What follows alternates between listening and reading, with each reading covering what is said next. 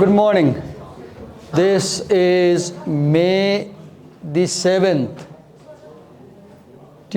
Wednesday, right?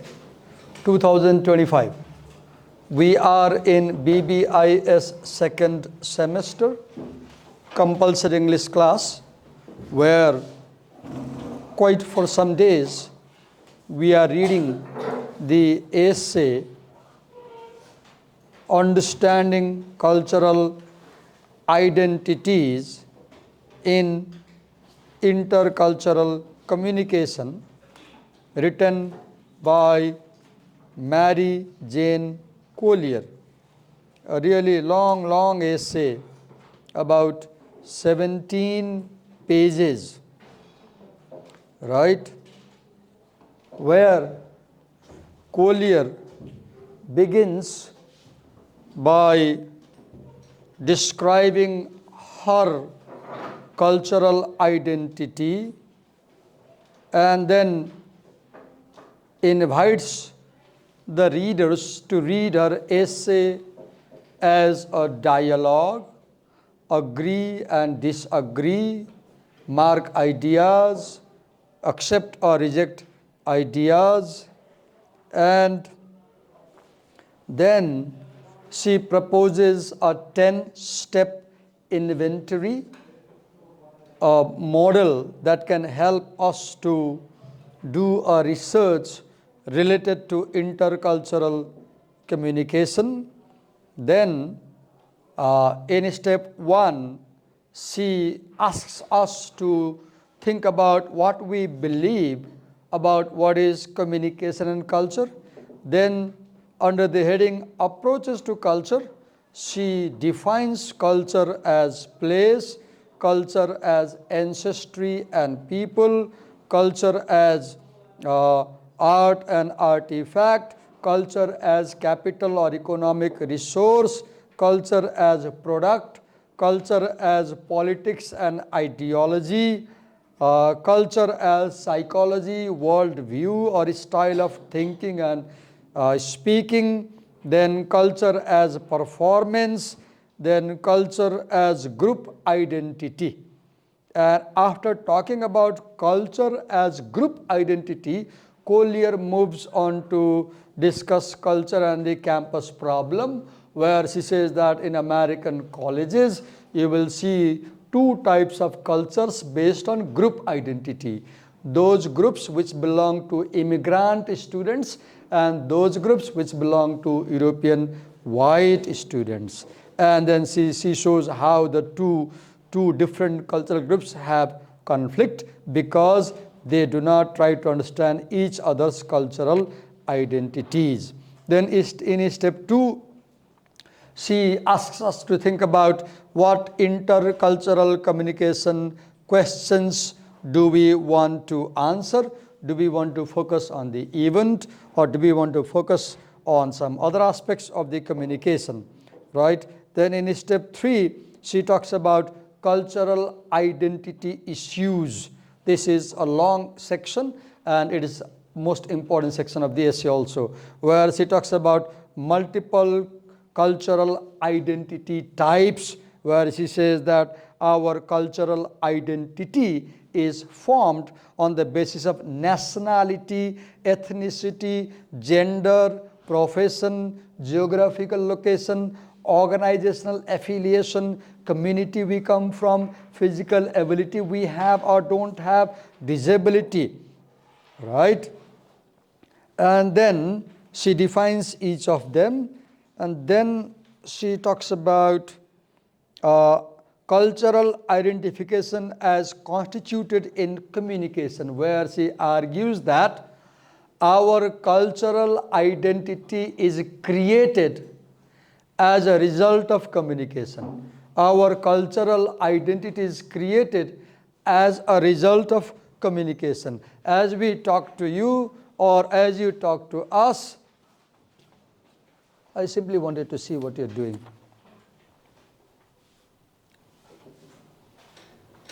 Okay. Is it about this lesson? This subject, this lesson? No, sir. What is it about? Alt. Halt. You should not do such things. Give this paper to me first and talk to me after the class. Because as I explain something, you're supposed to pay attention to the teacher. You're supposed to note my things, what I'm explaining you. For example, I'm quickly reviewing the whole essay, right? This is inexcusable. This is the worst thing you can do in my class. What? Ignoring the lesson, ignoring the teacher, not paying attention. So I was saying that, look what happened right now. I interacted with her. She was not paying attention to my subject. She was making notes about halt prize, I guess. I went down, I scolded her, and I confiscated the paper she was writing now. Now she will not get this paper back probably, then she'll have a problem. Now right now, see this communication and how it forms our cultural identity. She may think that this teacher is a rude teacher. That's my cultural identity that she might make. Or I may think that she is a careless student. That's the cultural identity I form about her. I regard her as a careless student who doesn't pay attention to the class. She may regard me as an intruding teacher, as a strict teacher, as a rude teacher, as an interfering teacher. Anyway, we each create identity of another. That's how communication helps us create each other's identity. Then she talks about multivocality and interpolated cultural identities. Look, before I interrupted her, she was a student. But as I went down and I just asked her, what are you writing about? And she said, it's about halt. Now what happened, within seconds, her identity changed. How? She was a student, now she's a culprit. Somebody who has done a wrong. Now ask a question, what created her identity as a culprit? The force of the teacher. The force of the teacher. Because the teacher has a power. In this classroom, I have been assigned with power. I can expel you out of class, I can order you, I can command you, I can ask you to do things, not do things, right? So my power forces her to assume a different identity of somebody who has done something wrong. And I said, now she'll be punished. This is called interpolated identity. What is interpolation? Interpolation is you have one identity. Hey there, stop here. I say, I'm a traffic police. Produce your license. You have made a fault. Right? Now I charge you with fine. You become a criminal now. You become an offender now. Who made you offender? My power as a traffic police. So what is interpolation? The social force or the social power that is creating your new identity. For example, some of you came late. Today I didn't stop you, but I could have stopped and said, wait here. Why are you late? Then I am creating your ID as a latecomer. As latecomer. You are not only student, you become latecomer student. I was talking to him earlier about his presentation. And I said, the way you are making presentation using AI, it doesn't allow you to think. And this is harmful. Now, I'm creating his ID as a lazy student who resorts to AI to develop a presentation. Doesn't work hard manually. So we create such IDs because of social forces we call interpolation. What is multivocality? Simple thing. Multivocality is one person having multiple identities. For example, before I came to college, I was a husband. Now I'm a teacher. When I go in the break in my staff room, I become a colleague. If I go home, I become a son. If I ride my bike on the way, I am a rider. Right? If I offend some traffic rule, I'm a criminal, I'm an offender. So I have these multiple IDs, and as my identity changes, my voice also changes. I do not speak this way at home, and I don't speak here as I speak at home. When my location changes, my ID changes, the way I speak, my style of speaking also changes. Multivocality and interpolated cultural identities. Then she talks about avowal and ascription. Avowal is how I describe myself. How how you subjectively perceive yourself, how you see yourself. When somebody says, please introduce yourself, what you say, that is a vowel. Now, let's go back to Kalas and see what she has to say. Now, Kalas, having experienced this episode today, now think of 3 adjectives that you will use to describe this English teacher. I'll come back to you. Think of 3 adjectives quickly which you will use to describe this English teacher. Okay, a vowel and ascription. Ascribe, describe, prescribe. Ascribe means to write. S-C-R-I-B, scribe means to write. So somebody writes your ID. Oh, you are a dubli patali girl. Sorry for this Nepali phrase. You are what do you call in English? Dubli patali, help me. Huh? What do you call dubli patali in English? Slim girl, okay. Well, when I say you are a slim girl, that idea of a slim girl, I am giving it to you. I'm ascribing, right? So how other people look at you, that's ascription. Then you read about, then she talks about salience and intensity. When I was battling with her earlier, in a sense, my ID as a teacher was very salient. My ID as a teacher was very intense. And her ID as an offender was very salient. Her ID as an offender was very intense. I was angry, right? I was scolding, I was shouting, right? I was criticizing her behavior publicly. And look, even right now I'm using her example to make you understand some point. Now, what is happening here? She might be feeling bad, she might be feeling offended, she might be feeling weak, she might be feeling powerless, right? So her ID, the intensity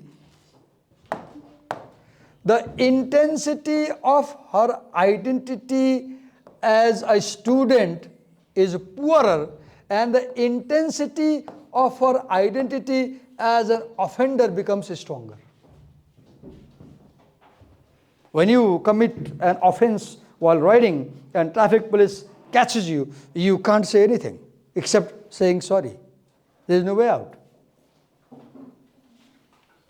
चोकमा थिएँ, side light बाल्यो, side light किन बल्दैन भन्यो, बिग्रिया रहेछ, म चुप्प लाएर बसेँ, बोल्यो भने 1500 टिकट काट्छ, चुप्प लाएर बसेको 500 काट्यो, 1000 रुपैयाँ बच्यो नि त, किन? Because I was offender. His ID as a policeman was strong. My ID was not that of a teacher, right? Okay. Then she talks about enduring and changing property of IDs. It changes. For example, before 6 o'clock this morning, my ID was husband's, that of husband's. Now it is that of teacher. At 9:30 in the staff room, it will be that of a colleague. And away it will be rider. It keeps changing. Enduring, some IDs do not. So for example, for the last 35 years, my ID has been that of a teacher, right? Then she talks about role of power and ideology, right? When we communicate, right now in this class you can see power and ideology. What is power? Look how I required her to follow a process. When the teacher is explaining, you have got to listen and make notes, I said. And she was not listening, I interfered, I interrupted.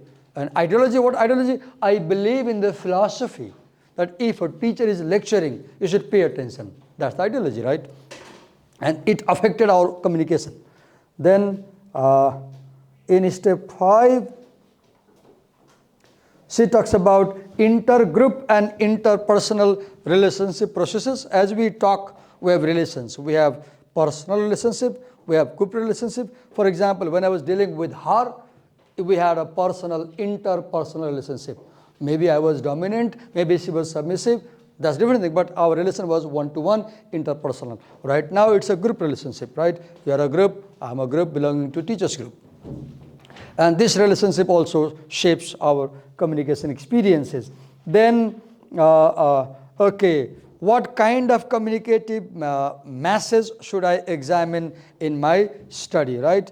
Like for example, the form of the message, content of the message, right? Do I want to analyze meeting? Do I want to analyze speech? Do I want to analyze conversation? Do I want to analyze this classroom recording? I am recording the video, I'll transcribe. I have 32-page text.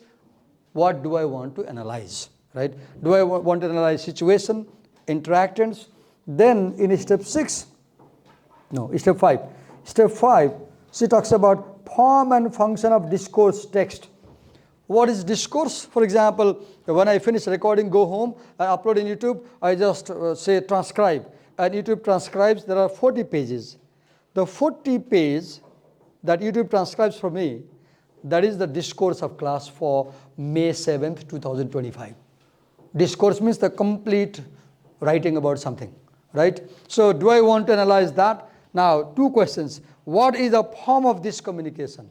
For example, some people came late, I didn't interrupt. Some people didn't pay attention, I interrupted, and he was ready to present, but I started by recapturing the previous sections, by summarizing previous sections. The form and function, why I am doing so, to make you understand, so that when he comes to present, you can connect what he's going to say. Because if you don't keep in mind the previous step 1 to 7, you won't be able to understand step 8. So before I call for step 8, I am summarizing steps from 1 to 7, form and function, to make you understand. Then she talks about message patterns and themes. In your analysis, you can focus on message pattern. What is pattern? Similarity. What is theme? Central idea. You can focus what is the central idea in this class, or what is the similar patterns in this class. For example, I have taught you so far 23 classes. This is 24th class. So you can take all 23 classes and see how I get angry in the class. Patterns of anger, patterns of scolding, patterns of lesson opening. How do I open the lesson? Every day. For example, every day I say, this is May the 7th, 2025, and we are in BBIS second. I say this every day. At the beginning, you will see the pattern similarities, right? And themes, for example, I began by being more teacher-centered. And after some classes, I decided to become learner-centered. And I began assigning presentations, right? So theme, why I am teacher-centered, why I am learner-centered, what I am focusing on. Then she talks about modes of expression, labels and norms. You know, labeling is, I was in class and some people were angry with me from class because girls talked to me and they wanted to punish me, they want to insult me. So one day they come in the break time and they say, I'm down there, hey Bahadur idhar aao. I still remember, hey Bahadur idhar aao. So that word Bahadur is a labeling. What does it do? It insults me. It dominates me. Many people label me as Pahadi in India. I don't like that labeling. When they call me Pahadi, they are trying to dominate me. I feel so, right? So labels can also create power imbalance, right? For example, white Europeans label others as Hispanic. They label. Right? This labeling is very political. Then she talks about masses. Okay, wait a minute. Yes. Step affective, cognitive, and spiritual comments. So you can focus on the emotions in a message. You can focus on the complexity of understanding in a message. You can focus on the spiritual component of a message, he says. Then I think this section was not presented. Section 6. Who presented section 6? Nobody. Who was given section 6? Who was given? Nobody presented. Okay. Now step 7 she comes, right? And step 7, who presented step 7? You presented, right? What is the context of the intercultural communication? Context, see the word.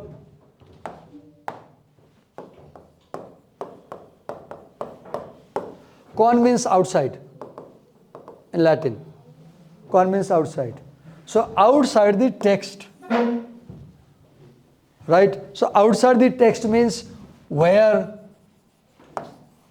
when, who, whom, what people, what surrounding. So we can focus on when the communication took place, May the 7th, 2025. Where the communication took place, LSC and BBIS second semester. How was the environment? Tense, because the teacher began by interfering, somebody scolding the class, and the class was not feeling comfortable. Right? Who were the people in about 25 students? One teacher. Right?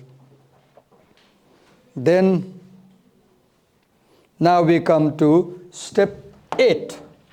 What perspectives and procedures should I use to study the data? Before I call the presenter, let me explain you. What is perspective?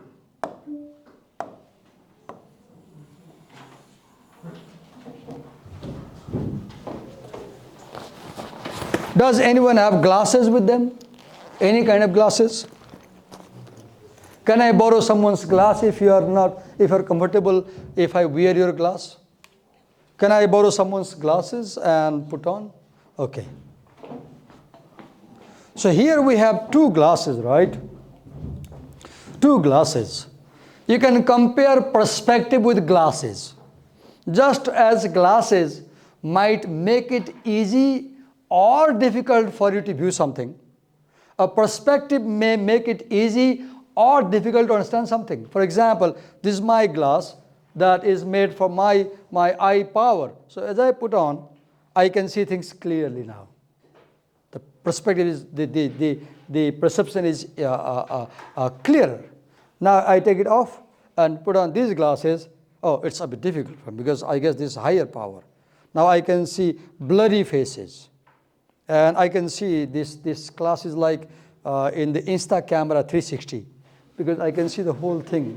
It looks like I'm looking from Insta camera. Like Insta camera, you see the whole thing comes. So now look, the moment I change my glass, I have difficulty because this perspective does not match my ability.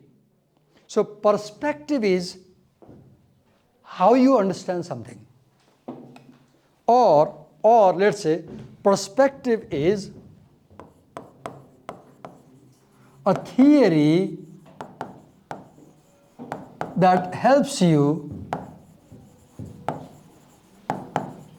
understand something better.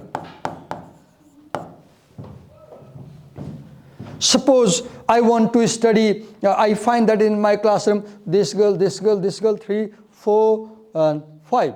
I find that in my class, these 5 girls are very shy. They never speak. They never put a question. They never participate in the class. They are very shy.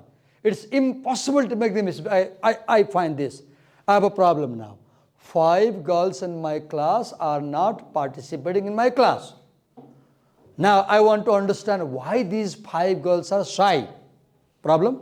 What is perspective? What is perspective? Now, I read one book titled The Second Sex.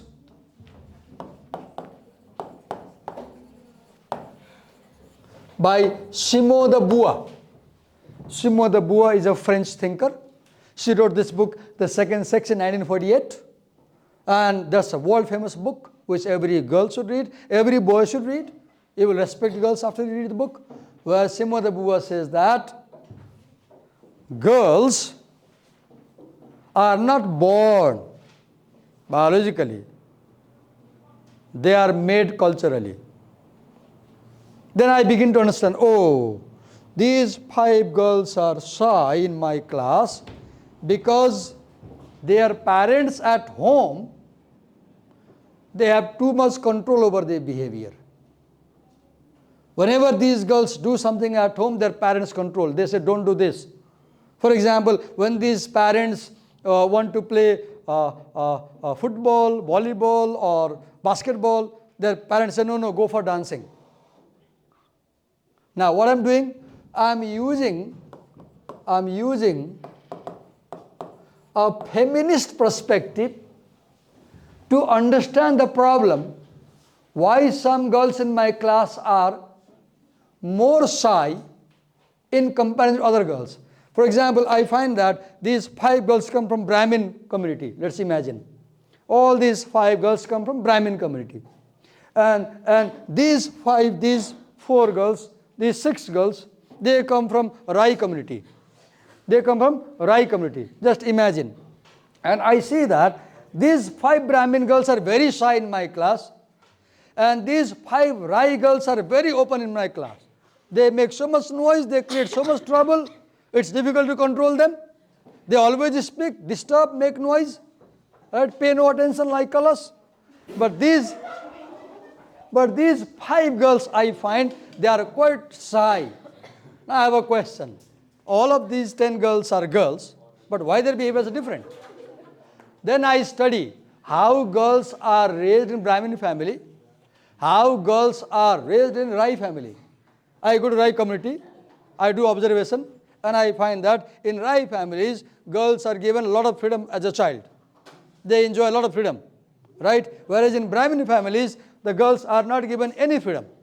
Then I conclude that their shy behavior in class, the shy nature of the Brahmin girls in my class results from the too much control in the family. So what I'm doing, I'm using a perspective, right?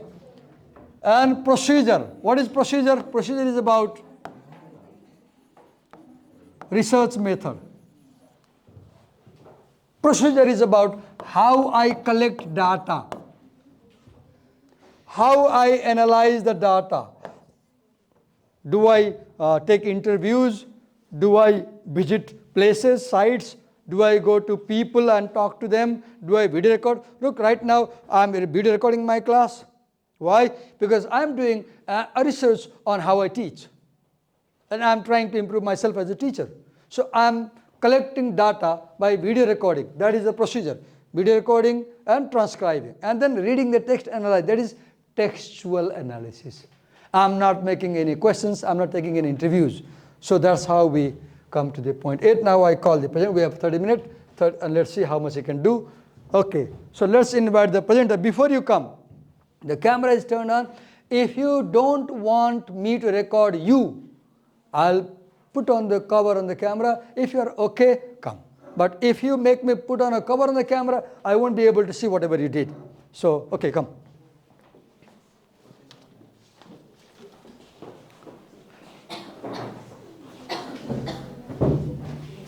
Will you use your laptop? Okay.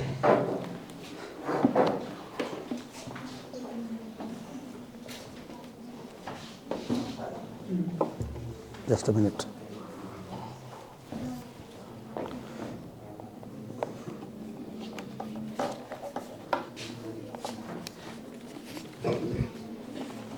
What's your name? Riyaz Mohammed. Huh? Riyaz, we have a camera open, we are being recorded, and this recording is published through YouTube. Is it okay to be recorded? Yes, sir. Okay, come on. Here is a pen. Go on. First, greet the class, introduce yourself, introduce the topic, and explain. Good morning, everyone. I am Riyaz Mohammed, and today we're going to be talking Clip about the... Go on. We're going to be talking about step 8, what perspectives and procedures should I use to study the data. The perspective means how we understand and see things. And procedure, so we're in this topic, we're going to be exploring 3 key epistemological perspectives in intercultural communication research. Epistemological means anything that is related to epistemology, and epistemology means... You're speaking too slow, be loud. means it's a branch of philosophy that deals with the study of knowledge. Okay, wait just a minute. Epistemology comes with 2 words, episteme and logy. Logy means study, and episteme means knowledge. Studying how we get knowledge. It is epistemology. What is epistemology? Understanding how we understand, how we get knowledge. Go on. So the objective of this step is to understand and improve human communication. The first perspective we have is positivist and objectivist perspective. In this perspective, we're going to look through some scientific data and facts to understand the intercultural communications. In objective reality, it is basically facts. Observable cause-effect relationship means Observable means the things we can see and observe, and cause effect means the thing that causes something to happen and the effect of the cause. And in empirical methods, we do surveys and collect data about people's communication and analyze it. Okay, just the question we ask here is, what is reality? The question is, what is reality? This is reality because I can feel his hand. Riyaz is real.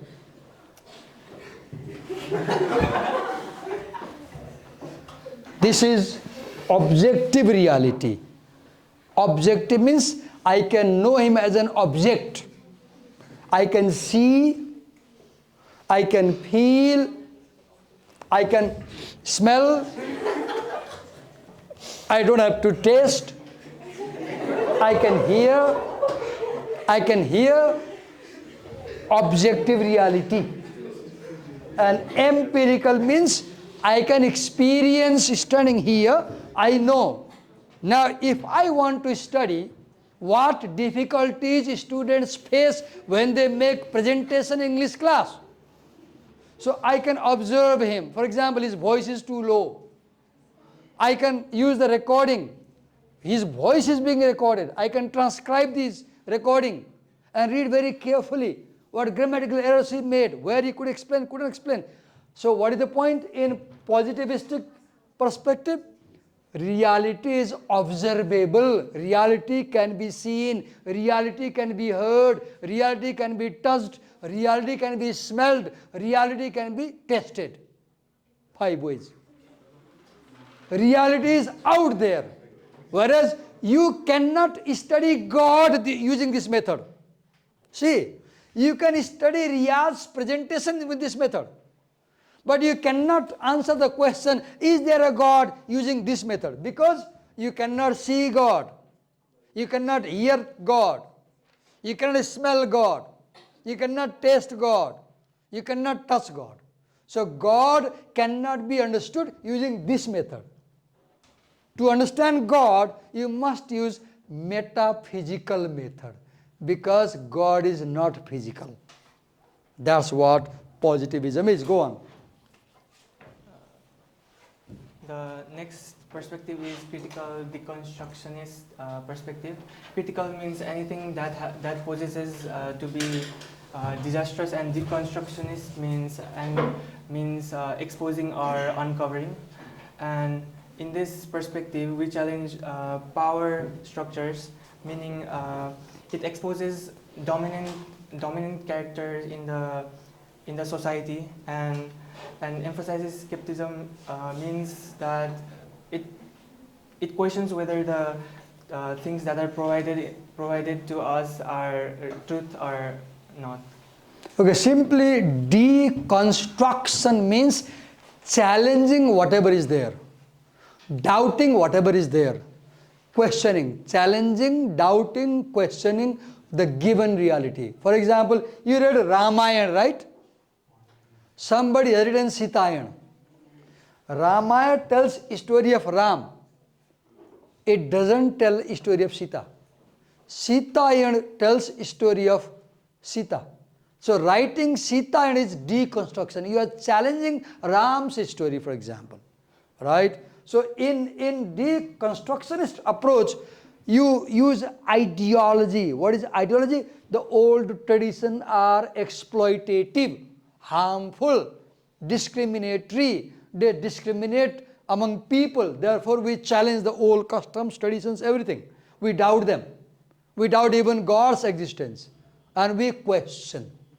Yes. And from the text, there is an example of Van's analysis where he talks about racism being taught to the society through different news, which is wrong. He has criticized how this is ruining the communication in the society. There is a subject called as critical discourse analysis, CDA. What it does, it reads discourses and tries to understand how there is racial discrimination, how there is class discrimination, how there is sexual discrimination. For example, you can view my recording, read my transcription and ask a question. How does this English teacher discriminate between boys in the class and girls in the class? You may come up with a finding that, oh, this English teacher often supports girls more and ignores boys. So what you are doing? Deconstructive perspective, because you are trying to understand discrimination in the English classroom. Go on. So the next perspective is interpretive and reconstructive perspective. Interpretive means how people understand and show significance to the experience, and reconstructive means re-evaluating things. And here we understand cultural identity. Communication seeks fluids means during communication the identity changes according to the context, and focuses on subjective experiences means how people think during conversation and how they create meanings in the conversation.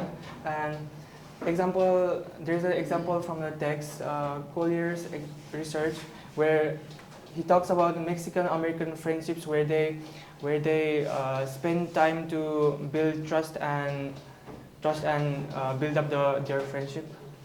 In interpretive perspective, your focus is on understanding.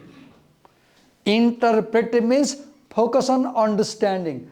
Reconstructive means you ask a question, is my present understanding of the issue okay or not okay? And if you feel that your present understanding of the issue is not correct, you change it. You reconstruct it. You modify your understanding and you have a new understanding. Yes.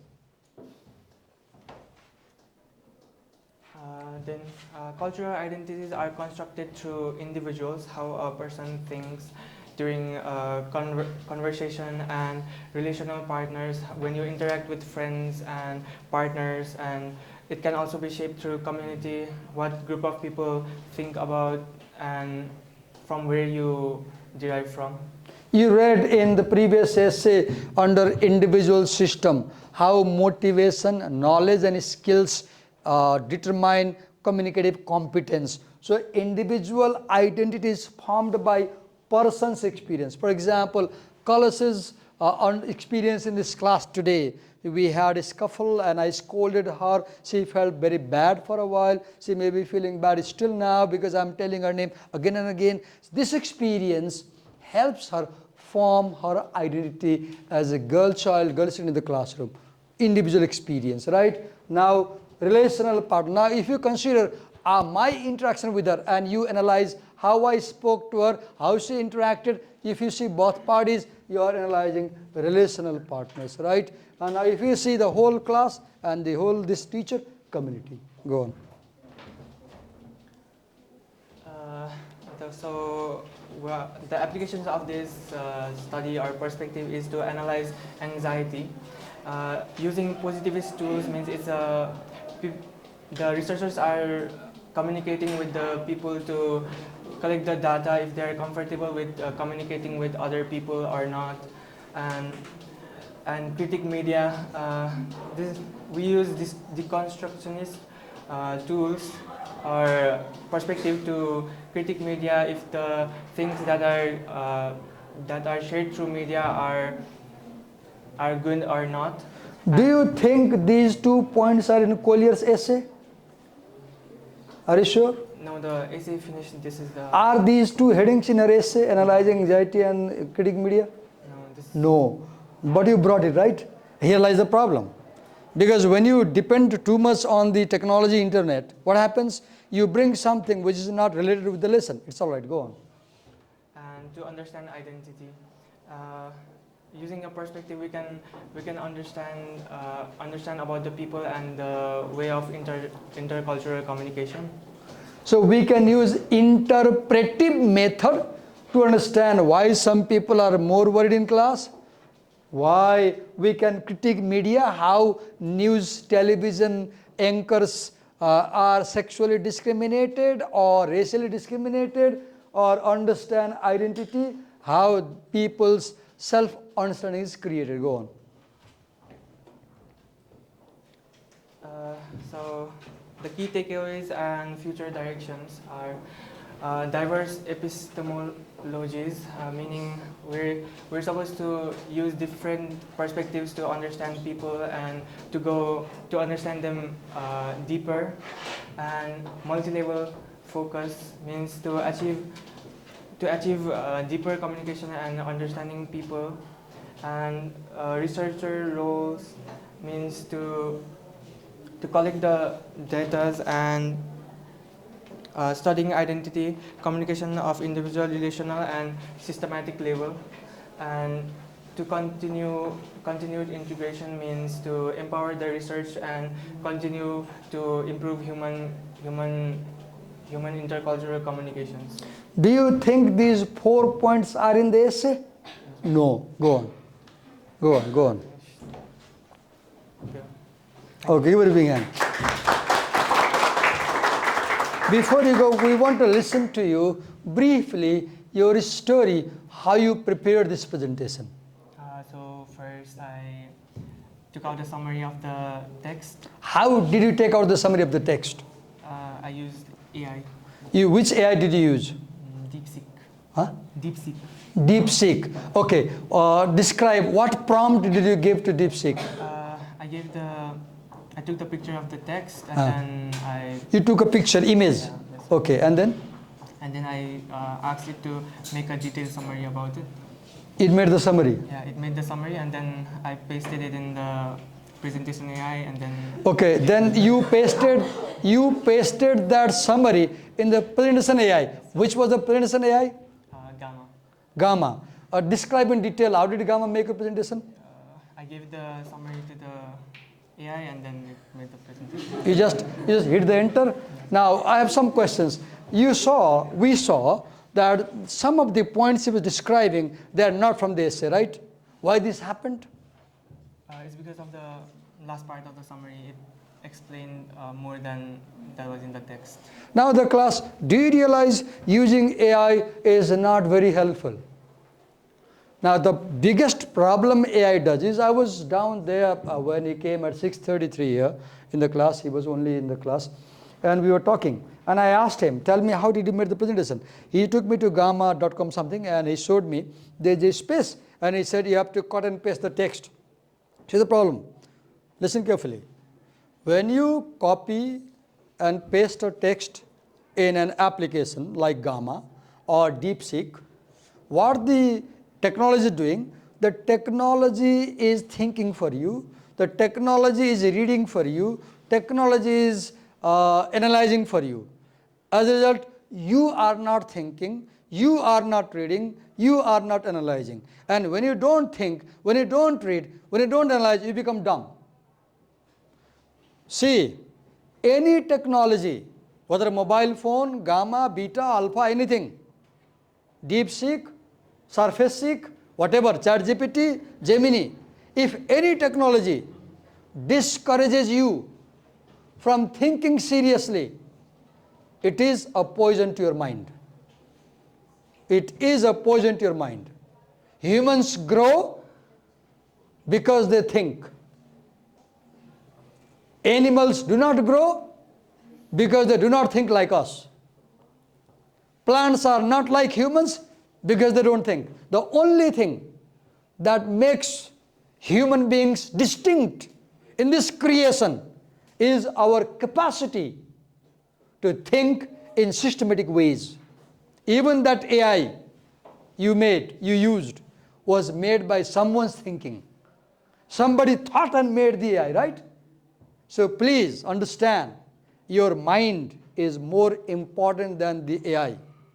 Your thinking is more important than AI. And if you resort to AI, you will turn out to be a dumb student sooner or later. When I assign you a presentation, I want you to literally read line by line, word by word, and then decide from this paragraph, what central idea am I going to fix on my slide? What details am I going to explain in the class? Why in many places did you see? For example, let me show, stay there, I'll wait a minute. Take it over there. I'll use my laptop and show you something.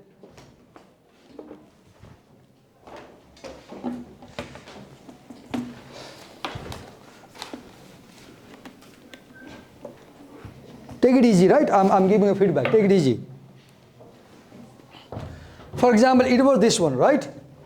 He could not explain quite clearly what is epistemology in the very beginning, right? Why? Because I guess he did not carefully read the section. It is given there.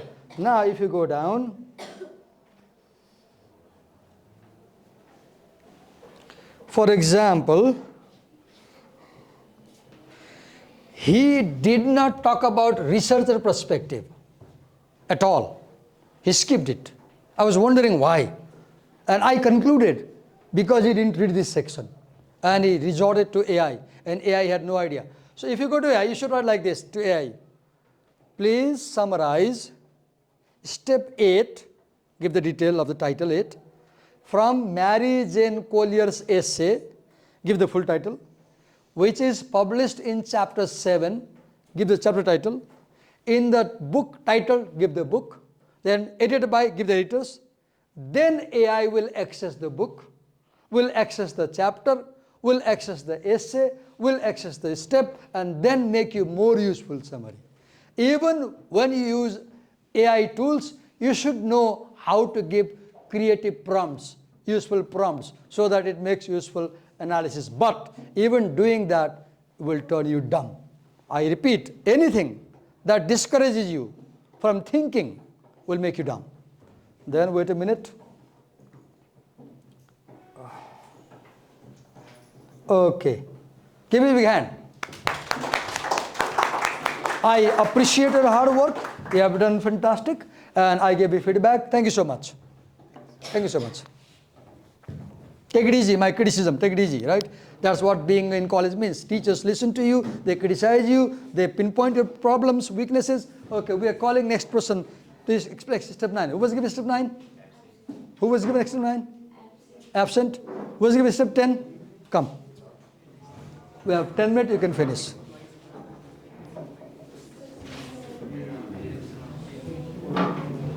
Your pen drive?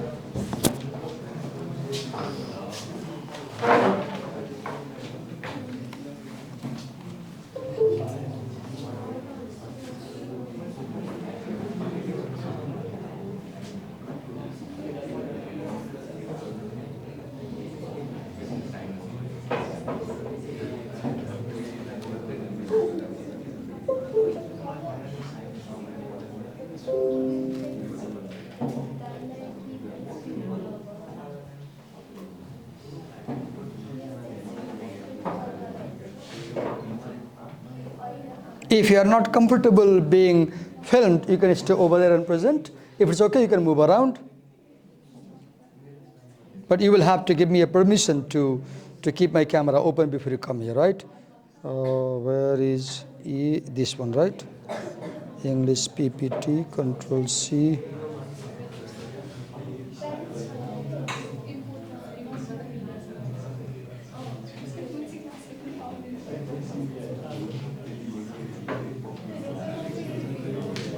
PPT, Control C, Control V.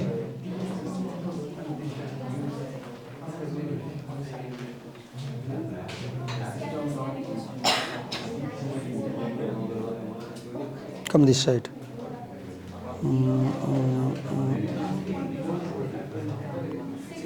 So Lavi, we are being recorded and this recording goes to, Sylvia. We are being recorded and this recording goes to YouTube. If it is okay, you can come. I won't cover the camera. Do you want me to cover the camera lens? Okay, give me a paper, piece of paper. Just a minute.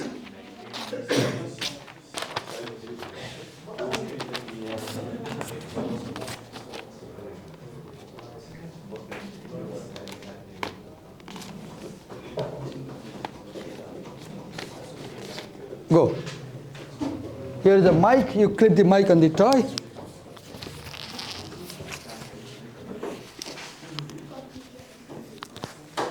Come on, present.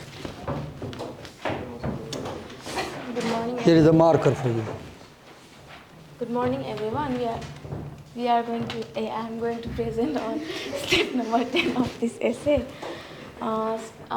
In this, the step 10 of Mary Jane Scholar 10-step inventories focus on how we apply the inventories presented. And it focuses on applying insights gained. You stay by the side, I'll record the screen because I need that screen, right? Okay, I'm present over there. I will avoid recording your face. Step 10 of Mary Jane's Collier's 10-step inventories focus on applying insights gained from analyzing all the intercultural communication inventories.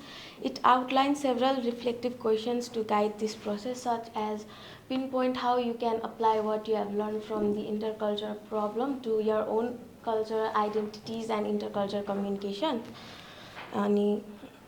Considering how findings might benefit members of studied cultures, communities, or broader community, reflecting on how the learning has changed one actions and the knowledge. I have a feedback for you. See, what is presentation? Presentation is a big challenge. One person has to control, convince, make satisfied 30 people. So your personality is important. Your sense of dress is important. Your pitch of voice is important. Your level of voice is important. Your eye contact is important. And the most dangerous thing, presenters never read from presentations. Go on. Use that slide to explain. Use that slide. Explain from there. If I give you this page, you will again read. Take it easy. Go on. It will explain. It focuses on how has what you have learned changed how you do. How about intercultural communication? What are the ethical or moral insights that you might have developed from all the inventories we have learned? So how can I apply interpretations? Empathy. If we understand others' feeling about what we talk and how they feel when we give opinions about them, then our communications and relationship understanding becomes smoother and better. Improved critical thinking and communication skills. We have to be able to.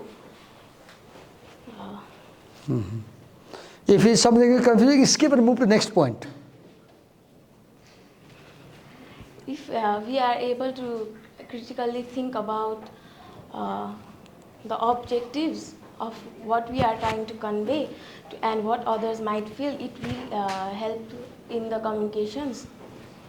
Shared insight with diverse cultural communities. We must understand what other cultural communities have and how it is different from ours, so we can compare it with our own cultures, and it will help to reduce the intercultural communications problems. Realized ethical importance of respectful dialogues. We can't comment on someone's culture directly. We have to think about our words we are using for their cultures to explain them. If we use, for example, you give example about use of cultures a lot. So you have to think about your language, about what you are using to explain about his culture as well. By analyzing that, it will help in intercultural communication problem, minimizing it. Applied learning to affirmative action debates. It is similar of how we react and how we act on others' cultural, about how other cultural activities. And pursue ongoing learning about cultural dynamics. We need to understand about all the cultures and dynamic and accept it properly. We cannot disrespect other cultures and be flexible about understanding all the cultures present in our communities. So this was about step 10 individual, how we can apply what we have learned from all the 10 inventories provided by Mary Jane Scholar. So in conclusion part, she has explained that the intercultural communication is complex and dynamic. We must be able to understand it in very good way. It is a complex thing to understand, and it occurs. In conclusion, it involves all the 10 steps. So occur in broad historical, economic, political, and social context, and we co-create culture through shared contacts. There are all the steps from 1 to 10. Explore issues, cultural identity, power, quality of relationship, and context. It was explained in step number 5, 6, and 7. Dialogue encourages new and broader perspective. How we talk and how we interact with each other helps to broader the communication we are doing. At the end of the conclusion, she has explained that her main goal is to make people understand that intercultural communication is commitment for lifelong learning and dialogue. It is going to be with us forever in our life. We have to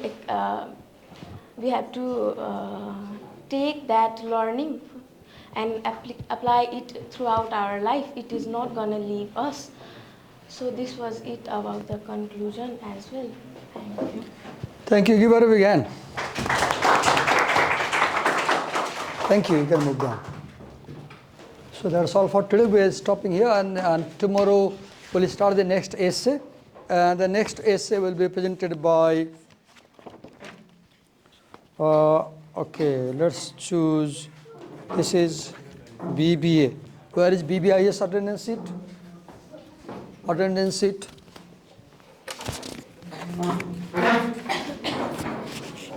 Or I will mail you who will present. There's no time, I'll mail you. In your email, I will